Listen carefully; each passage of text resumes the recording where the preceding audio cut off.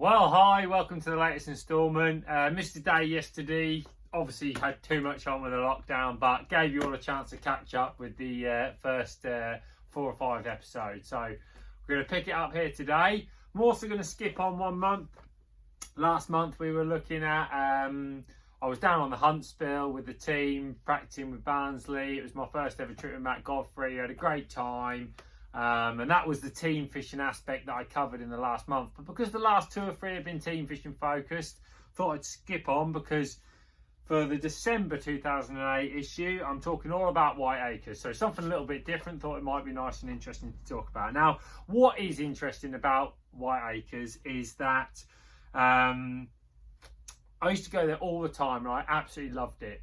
And I had a bit of a love-hate relationship going on with it, because when I first went there way back in 2002, I did quite well. I came 10th in the festival. My following festival, I came 9th in the festival. And I thought, okay, that's pretty good. I made the top 10 both times.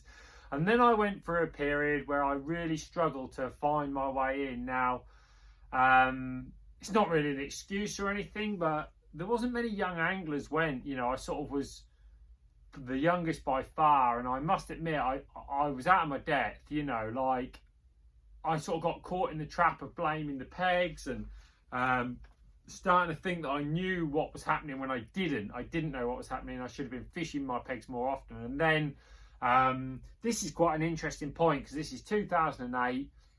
This is 2 years before I won the Park Dean Masters, obviously 2010.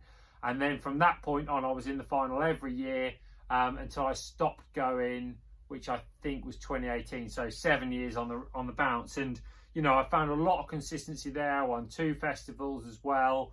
I made the top 3 on another 3 or 4 occasions. And I only used to do 1 or 2 a year. So I found, you know, I got some real consistency at Whiteacres after this point. And it's really interesting to look back and read. Of course, your draws play a big part in winning or losing. Of course they do, they always will. And I can see here why on the pegs that I drew, you know, how it would have been potentially tough. But at the same time, I know I could have made the final looking back at this. So it's really interesting. And it's why I used to love Whiteacres. I loved the variation that was there. And it's still an incredible place, a really brilliant. I've heard some good things. They've turned it all back around. So really pleased for them. So I felt 2 or 3 years they let it go a little bit, but no, really good. And I will go back there one day when all the international stuff quietens down and the balance of life gets right. I will go back, because I really do enjoy it there. And if you haven't been on a festival, I strongly recommend you give it a go. So let's pick this up. I'm on my way down for the Preston Innovations Festival, where the top 24 out of 180 get a chance at the Park Dean Masters final and that £25,000 cheque. You know, doing well in this festival really was the pinnacle of a lot of anglers' year. You know, to come top 3 or to win this festival itself was an amazing achievement, because the standard of angler was through the roof. And then, of course, on a one-off match to win the Park Dean Masters is a massive result as well. Because the level in that angler in that match is, well, it was higher than all the big finals for a long time, you know, because you're talking about a week of consistency of people there. You know, the finals were a joke. Brilliant occasions. Unfortunately, this time when I was going down there, KHV had actually affected Whiteacres. It came back really strong after this, but it did suffer for about 18 months. But boy, did it come back strong after this. So it was, you know, looking back, it's nice to think that the fears I had about KHV and what was going to happen were fantastically dealt with by Whiteacres, and they're actually in a good place. So travelled down with Joe Kerry. We were sharing money like we always did back then, and we were going to practice together. And one of the things that I always used to do at Whiteacres, get up early Saturday morning, hurtle down the motorways, get down there for lunchtime, get unloaded, get my method feeder rod out, have a bit of a practice somewhere, and then I would practice properly on the Sunday. Times changed as I got a bit older, but back then I travelled down, we got up really early. Me and Joe were there by 11 in the morning, and we arrived straight down to the match lake because we wanted to check and see how we were going to catch the skimmers, because with KHV we weren't sure how the carp would be responding. Joe went with worms and casters. I settled on pellets, and it was hard going because our previous visits bites have been a lot easier to come by, but this was a tough year. But I caught by feeding steadily with 4mm fishery pellets, and I also managed a few bonus carp. I was cad potting every put in, and I fished with a slim 4x14 shanty float. Now, again, I love a shanty. It says here it was better than a more bulbous pattern, and things have come on again. I would definitely be looking at using like an F1 maggot now, slightly thicker bristle, 10 times more durable than the old shanty. So that was nice. Joe caught some skimmers as well, but he also caught a lot of roach, but no carp on worms. So we both decided that pellets were going to be a more attacking approach.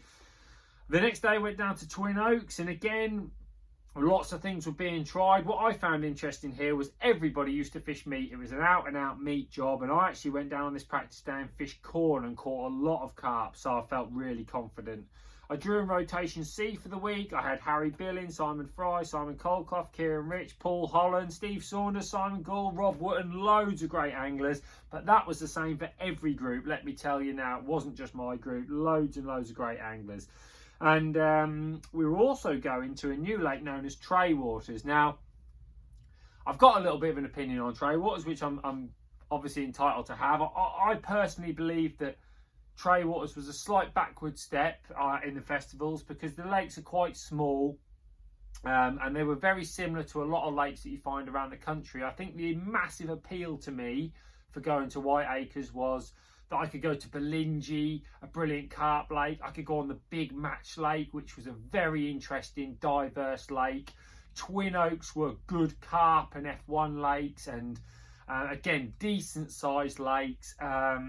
You know, Jenny's was just an amazing pool, some brilliant lakes, but I felt Trewaters, they were 16, 18 metres, 19, 20 metres wide, very, very wind dominated, and, you know, early days we were every peg and the weights were low, so it wasn't the best thing. And it says here there was a 13-metre pole limit when we started as well. All nice ideas, I felt, from the fisheries team by there, but just didn't really pay off in my opinion. I know that you can still get some good catches on those lakes now, but I still much prefer the site lakes. From past experience, I knew that new waters with new fish responded to pellets. Again, I went with shanty floats, 412s, 14s, 16s. And this is really interesting because I set up with a Balkan 2 droppers on one rig, size 18 PR21 hook, but I also fished with a swivel rig, which featured in a previous issue. Now, I'll have a little look back, see if I can get a picture of it, but effectively it was a swivel to which you would tie your hook length loop into. So there was complete freedom for the hook length in the swivel, and then you tie your main line to the swivel. So you had the hook lengths tied with the swivels on. Should you lose one, you just tied a new swivel on. Bit faffy, if I'm being honest, but I was absolutely convinced at the time the flexibility in the rig worked. Bit like that hook in loop that used to be about. Mate of mine, Ben Fisk, he fished hook and loop for like 10 years and did brilliantly at pellet fishing, so he probably still does it, knowing Ben. But it was very, very successful and very interesting that I was fishing there. And I've said here that I started off, had the swivel rig was miles better than the other rig, so that's really interesting. Maybe that was a shorter hook length, who knows. Maybe it wasn't the swivel, but at the time I felt it was good. And after I caught a few, they totally shut up shop, totally standard for new fish on a new lake. And I went on the feeder, nothing, went back on the pole and just kept persevering all the time. And I finished with 49 fish for £26, 14 ounces. And £14 was next best on my side of the lake, so I was quite happy. But on the other side, I got beaten by all 4 of the anglers to leave me 5th in the section. Kieran Rich won the section with £35. However, I needed 11 ounces more to come second. Definitely should have come second. I know that I could have done more when I was there. Moving lines, we never did things like that then. If I'd have moved about a little bit, I'm sure I'd have caught those extra 2 fish I needed to come second in the section. So really disappointing to miss out by such a narrow margin, but that was the excitement of Whiteacres. Joe had smashed it up on Trelawney, £126. which is funny because everybody said the fish were dead. They clearly weren't.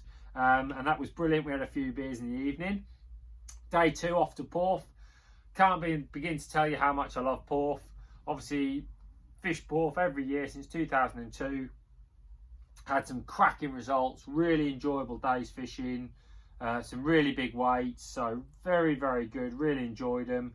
And I found myself on peg 82 for the 3rd time in a row, which was incredible. Now 82 isn't a good peg, it's towards the shallow end of the section. In the 80s you nearly always want to be up the other end, but last time I hadn't put enough emphasis on the skimmers on the tip. I've been fishing a pole too much because I was really into doing the business on the pole, so I went for a little and often approach of skimmers on a feeder, and I managed 12 pounds 7 ounces, which was good enough to win the section. And there was 4 10-pound weights, so that was a fantastic day. I think the fact that I was single-minded in the feeder that day made a big difference. And I look back and I think, well, with fish with braid and everything, that I shudder to think what we'd catch now, probably 15 16 pound I expect. Single red maggot was the best, and I used brown crumb mixed with super crushed green in 50-50 quantities. Beautiful. So 2 days down, not too bad, but also it was very noticeable how peggy it was because some brilliant anglers had suffered total bomb outs. Peg 1 on Belingi the 3rd day. That had come last in the section the 2 days before, so I was very, very disappointed. You know, I looked all over my swim, all different places, and then they turned up at 5 meters on me for 1 hour, and I emptied it. 15 holler, puller kit, big one-sided battle, 11 fish. I think I had 1 fish with an hour to go. 54 pound, and again 5th in the 9 peg section, and just 10 pound, which is 2 fish, again would have seen me 2nd. So if I could have found 2 more fish during the day, it would have made a huge difference. And I remember that day, I couldn't remember just then reading it, but I remember it now. I tried fishing for roach and everything, and I hooked a couple of carp on light tackle. I think maybe if I'd have taken my time with maggots that day, I would have caught a few potential bonus, those couple of bonus carp. So no, even though it was a terrible peg and I did well with a single-minded approach late on, those couple of earlier fish might have just seen me get a 2nd. So I could have had 2 seconds and a win so far for definite. Needed a top 4 placing, but guess where I drew? Peg 4 on Pollawen, affectionately known as the worst peg in Cornwall. No signs on a pellet line, a few tiny skimmers down the middle.